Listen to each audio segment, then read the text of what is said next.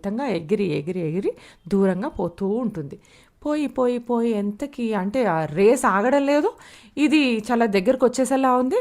ఇంక దానికి ఓపిక తట్టుకోలేక ఆల్మోస్ట్ ఒళ్ళంతా చచ్చొచ్చేసి పైనుంచి పడిపోయి చచ్చిపోతానేమో అన్నంత స్టేట్లో ఉండగా ఆ ముక్కునున్న మాంసం ముక్క వదిలేస్తుంది. ఇది వదలంగానే ఆ గద్ద దగ్గరకు వచ్చి ఆ మాంసం ముక్క ఆకాశంలోనే పట్టుకొని హ్యాపీగా ఎగురుకుని వెళ్ళిపోతుంది.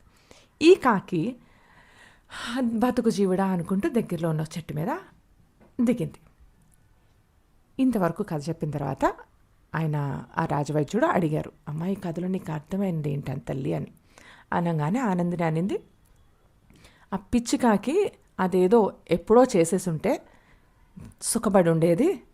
అయినా పొట్ట నిండి పూర్తిగా పొట్ట నిండాక దాని అత్యాస ఏంటో అని అనింది. అంటూ ఉండంగానే ఆవిడికి ఒకటి తన్ని తానే ఏదో అనుకున్నట్టుగా స్ట్రైక్ అయిందనమాట.